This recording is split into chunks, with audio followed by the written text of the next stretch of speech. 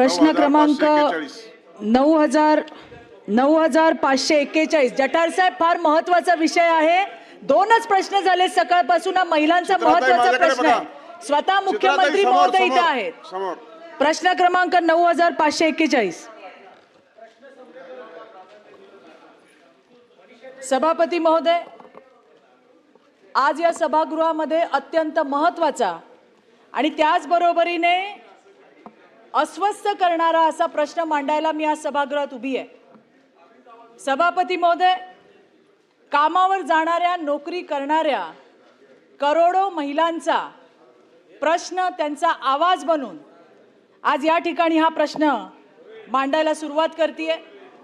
प्रश्नाचं उत्तर आलेलं आहे आणि त्याबद्दल मी राज्याचे सन्माननीय मुख्यमंत्री यांचं अभिनंदन करेन की या मानसिक छळ, जबरदस्तीने धर्मांतरण करायला लावणाऱ्या घटनेमध्ये मुख्यमंत्र्यांनी याची पाळंमुळं खणून काढली, SIT स्थापित केली, लपलेल्यांना बिळातून बाहेर काढलं, त्यांना पाठीशी घालणाऱ्यांना सुद्धा त्यांनी सोडलं नाही.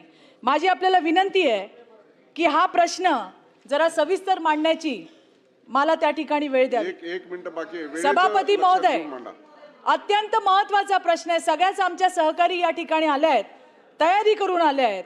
सभापती महोदय, आपल्या महाराष्ट्रातल्या लेकीबाळी उच्च शिक्षण घेतात, चांगल्या ठिकाणी नोकरी करतात, स्वतःच्या गुणवत्तेवरती त्या जातात. आता प्रश्न असा पडतोय की या अशा मोठ्या कंपन्यांमध्ये आपल्या मुली नोकरी करायला जातात की या बहुराष्ट्रीय कंपन्यांमध्ये चालवल्या जाणाऱ्या धर्मांतराच्या कारखान्यामध्ये बळी पडायला जातात. आपण बघितलं की आजपर्यंत गरिबीचा, अज्ञानाचा, पैशाचा आमिष दाखवून धर्मांतर करण्याचे बरेच प्रकार आपण घडताना बघतोय. पण आता थेट कॉर्पोरेट क्षेत्रामध्ये, एअर कंडिशन ऑफिसमध्ये त्या ठिकाणी सुशिक्षित हिंदू मुलींना टार्गेट केलं जाते. आज तर आपल्या पुढे, सभापती महोदय, आज तर आपल्या पुढे दोनच केस आलेत. एक आली आहे TCS ची, जी नाशिक मधली आहे, आणि त्याबरोबरीने विप्रो कंपनीची, जी पुण्यामधली आहे. धर्म बदला नाही तर करिअर संपवून टाकू, धर्म बदला नाही तर तुमचा अप्रेझल आम्ही रोखून धरू, नोकरीवरून काढून टाकू, अशा धमक्या देत या मुलींचं मानसिक आणि लैंगिक शोषण केलं जात आहे. सभापती महोदय, विशेष म्हणजे पॉज सारखा महत्वाचा कायदा. प्रश्न विचारले तर 5 मिनिटांसाठी वाढवत आहे. सभापती महोदय, थोडंसं विस्तृत बोलणं गरजेचं आहे. पॉज सारखा कायदा ज्याच्यासाठी बौरी देईने काय त्या ठिकाणी सहन केला, इतका कठीण आणि कठोर कायदा असताना सुद्धा मॅनेजमेंट नराधमांना पाठीशी घालतंय आणि मुलींवरती नोकरी सोडायला दबाव आणला जातोय. सभापती महोदय, आणि हा फक्त धार्मिक छळाचा विषय नाहीये, हा या मुलींच्या उदरनिर्वाहाचा आणि त्यांच्या अस्तित्वाचा प्रश्न आहे. TCS मध्ये काय झालं ते मी पुन्हा रिपीट करणार नाही, पण NCW ने सुद्धा, राष्ट्रीय महिला आयोगाने सुद्धा याची दखल घेतली आणि तीव्र आक्षेप त्या ठिकाणी केलाय. आज विप्रो मध्ये काय झालं, इस्लाम स्वीकारा. प्रश्न विचारा चित्राताई, प्रश्न आणि उत्तर हवंय ना आपल्याला. सभापती महोदय, मला हेच सांगायचंय, नाशिकच्या केसमध्ये मुख्यमंत्र्यांनी त्याची पाळंमुळं खडून काढली. महिला मुलींवर होणाऱ्या अत्याचारासाठी झिरो टॉलरन्सची जी भूमिका आहे सरकारची, ती त्यांनी त्या ठिकाणी अतिशय योग्य पद्धतीने काम केले. पण आज पण हे प्रश्न संपले नाहीयेत ना. आज सुद्धा तुम्ही बघा की महिलांनाच टार्गेट केलं जातंय. माझ्या हातात आज सुद्धा 2 केस आहेत. एक आहे महामुंबई मेट्रो चारकोप डेपो सुरक्षा व्यवस्थापक प्रवीण पाटील याच्याकडून कनिष्ठ महिला अभियंत्याचा लैंगिक छळ. या प्रकरणामध्ये त्याला बेल मिळालाय, पण तो नोकरीवर आहे, बाईला मात्र ताबडतोब काढून टाकलंय. हा दुसरा माझ्याकडे विषय, विमा संचालनालयाच्या कनिष्ठ तांत्रिक अधिकारी यांचा मानसिक शारीरिक छळ केलाय. तिथले संचालक विनोद सुरळकर यांनी, त्या महिलांनी लिहिलंय हो साहेब याच्यामध्ये. आपल्या प्रश्नाला न्याय मिळण्यासाठी प्रश्नामध्ये जो स्कोप आहे त्या स्कोपच्या अधीन राहून विचारा. साहेब, मला हे म्हणायचंय की अशा गुन्हेगारांचं कॅरेक्टर सर्टिफिकेट कायमचं ब्लॅकलिस्ट झालं पाहिजे. त्यांना देशात परदेशात कुठेही नोकरी मिळता कामा नये. त्याचबरोबरीने या प्रकरणांमध्ये सभापती महोदय, इतर कलमांबरोबर एक्स्टॉर्शन सारखा कलम ऍड केलं पाहिजे ते सरकार करणार का? कारण एक्स्टॉर्शन मध्ये हक्क हिरावणं ही त्याची व्याख्या आहे. बरोबरीने सगळ्या आस्थापना आणि संस्थांच्या नोंदणी, शांतता ठेवा. प्रश्न ऐका. नोंदणी नूतनीकरण आहे ते पॉश पालन याच्यासोबत जोडलं जाणार का? आज त्या ठिकाणी ICCने अहवाल देणं बंधनकारक आहे, त्याला चालढकल केली जाते. पोलीस अशा घटनांचा कॉग्निझन्स लगेच घेत नाही. ते म्हणतात ICCचा अहवाल येऊ द्या. ICCचा अहवाल वेळेत येत नाही साहेब, आणि त्याच्यामुळे ICCच्या अहवालाची वाट न बघता तात्काळ कॉग्निझन्स पोलिसांनी घेतला पाहिजे, अशा पद्धतीची सुद्धा आमची मागणी आहे. आज ICCचे नियम हे फक्त कागदावरती आहेत, त्याची त्या ठिकाणी कायद्यानुसार कार्यरत आहेत का हे बघणं गरजेचं आहे. जे करत नसतील त्यांचं लायसन्स रद्द करणं गरजेचं आहे. आज या कंपनीमध्ये TCS मध्ये ऑपरेशन मॅनेजर यांच्यावर गुन्हा दाखल केलाय. मला पुढे जाऊन सभापती महोदय म्हणायचंय की फक्त ऑपरेशन मॅनेजर नाही, जर अशा पद्धतीने आमच्या मुलींवरती दबाव टाकला जात असेल तर संपूर्ण कंपनी व्यवस्थापनाला त्या ठिकाणी गुन्हेगार म्हणून फौजदारी गुन्हा त्यांच्यावर दाखल केला पाहिजे. त्याचबरोबरीने ज्या ठिकाणी 10 पेक्षा कमी कर्मचारी आहेत, स्टार्टअप, त्या ठिकाणी LCC लोकल कंप्लेंट कमिटी जी महिला बालकल्याणच्या अंतर्गत आहे. आज कित्येक लोकांना माहिती नाही, महिलांना माहिती नाही की अशी LCC कमिटी आहे. त्याची सुद्धा जनजागृती व्हायला पाहिजे. तिथे येणाऱ्या तक्रारींचा निपटारा 30 दिवसाच्या आत व्हायला पाहिजे. कोणी ऐकलं नाही ऐकलं तरी सभापती ऐकतायत, मुख्यमंत्री ऐकतायत.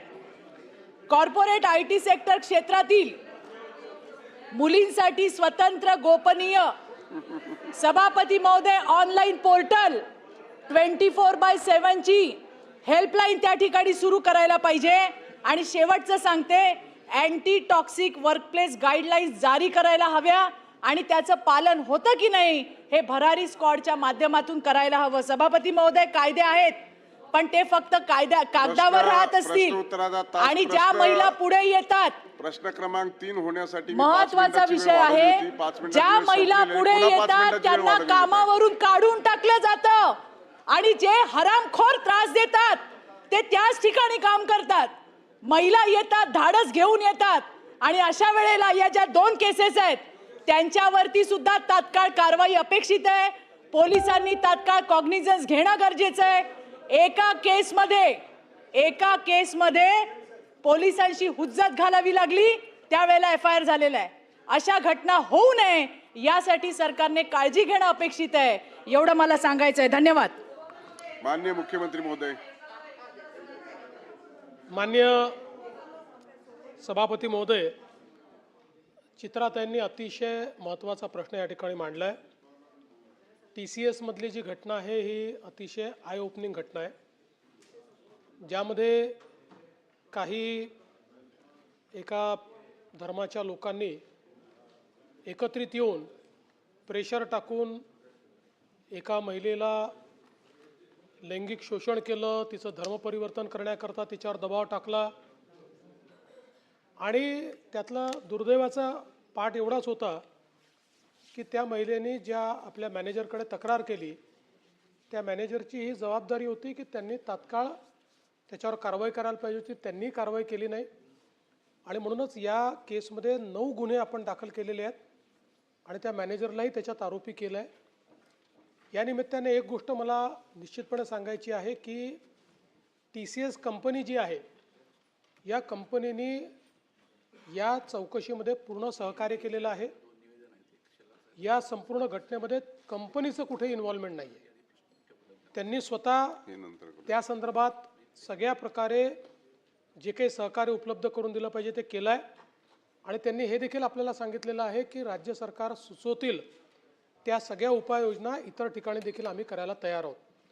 पण त्याचसोबत जे चित्रात यांनी सांगितलं, बऱ्याचशा कॉर्पोरेट कंपन्यांमध्ये एक मोडस ऑपरंडी म्हणून अशा पद्धतीनं कार्य चालल्याचं आपल्या लक्षात येतं आहे.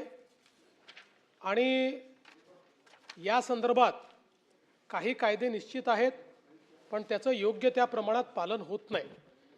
आणि म्हणून आत्ता काही उपाययोजना चित्रात यांनी या ठिकाणी सुचवलेल्या आहेत.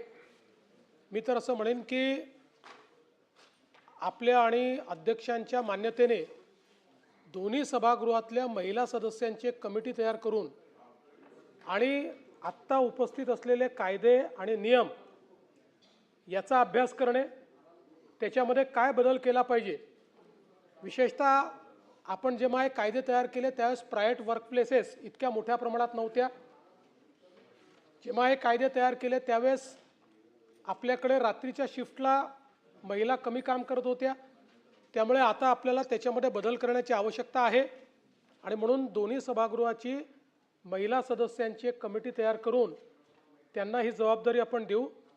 या सगळ्या कायद्यांचा, नियमांचा, झालेल्या घटनांचा आढावा घेऊन आपण काय उपाययोजना करणं आवश्यक आहे त्या उपाययोजना त्यांनी सुचवाव्या. निश्चितपणे राज्य सरकार त्या उपाययोजना त्या ठिकाणी लागू करेल. मनीषाताई. TCS झालं, विप्रो झालं, SBI झालं, शासकीय सोलापूर ITI यामध्ये 150 मुलींना हा त्रास होतोय. माझ्याकडे त्यांची तक्रार पत्र आहे. शासकीय ITI आहे मुलींचं सोलापूरला, तिकडे सुद्धा अशा प्रकारचं धर्मांतरांचे हे सगळे कंप्लेंट लेटर्स माझ्याकडे मुलींचे हस्तलिखित आलेले आहेत. याच्याबाबत त्वरित आपण त्यांच्यावर कारवाई करावी. संबंधित जे छळतायत मुलींना धर्मांतरावरून त्यांना त्वरित नोकरीवरून काढा. माझ्याकडे एक दुसरा महत्त्वाचा विषय, त्याचं मला उत्तर हवं आहे. लैंगिक शोषणाची एक केस आहे सिकात्सो इंडिया, तळेगाव दाभाडे पुणे येथे. ही कंपनी आहे स्पॅनिश मल्टीनॅशनल कंपनी.